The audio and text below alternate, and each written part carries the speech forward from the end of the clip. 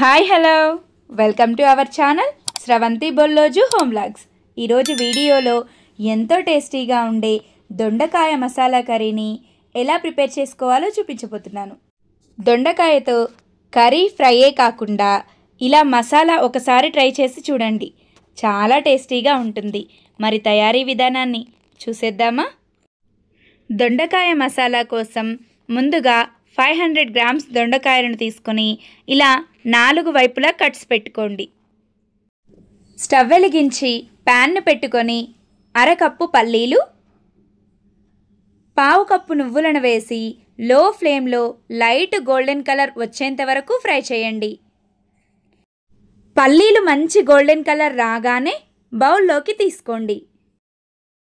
పల్లీలు మొత్తం బౌల్లోకి తీసుకున్న తర్వాత అదే ప్యాన్లో 3 టేబుల్ స్పూన్ల ఆయిల్ను వేయండి.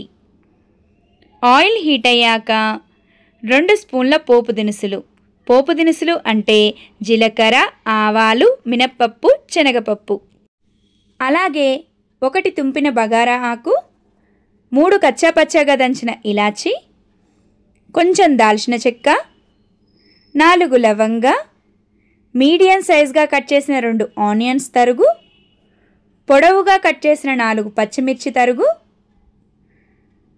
3 రెమ్మల కరివేపాకు, మీడియం సైజ్ ముక్కలుగా కట్ చేసిన 2 టమాటాల తరుగును వేసి ఆనియన్ గోల్డెన్ కలర్ వచ్చేంత వరకు లో ఫ్లేమ్లో ఫ్రై చేయండి. ఆనియన్ ఫ్రై అవుతూ ఉండగా పల్లీలను గ్రైండ్ చేసుకుందాం. పల్లీలను గ్రైండ్ చేయడం కోసం మిక్సీ జార్ని తీసుకొని అందులో ఫ్రై చేసిన పల్లీలు, చిన్న ముక్కలుగా కట్ చేసిన 2 ఇంచుల అల్లం ముక్క, 4 వెల్లుల్లి, రుచికి తగినంత ఉప్పు, 3 రెమ్మల చింతపండు, తగినంత కారం,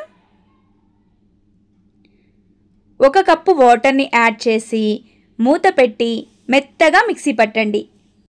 మిశ్రమం ఇలా వస్తే సరిపోతుంది.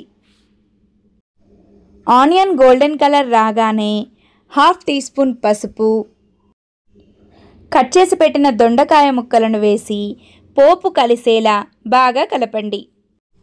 పోపు చక్కగా కలిసిన తర్వాత మూత పెట్టి 10 నిమిషాలు లో ఫ్లేమ్లో ఉడికించండి. దొండకాయలు 10 నిమిషాలు లో ఫ్లేమ్లో ఫ్రై అయిన తర్వాత గ్రైండ్ చేసి పెట్టిన పల్లీల పేస్ట్ను వేయండి. పల్లీల పేస్ట్ను వెయ్యగానే వాటర్ పోయకుండా ఇలా కర్రీని ఒకసారి కలిపి మూత పెట్టి ఆయిల్ పైకి తేలేంత వరకు లో ఫ్లేమ్లో ఫ్రై చేయండి.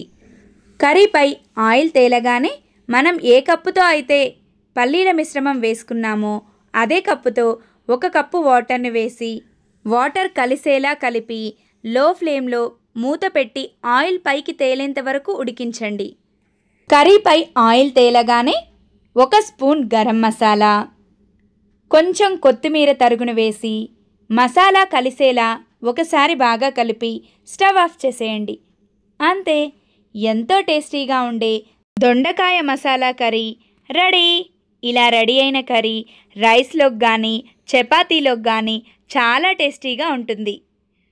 నా వీడియో కనుక మీకు నచ్చినట్టయితే like, share, subscribe my channel. Thanks for watching.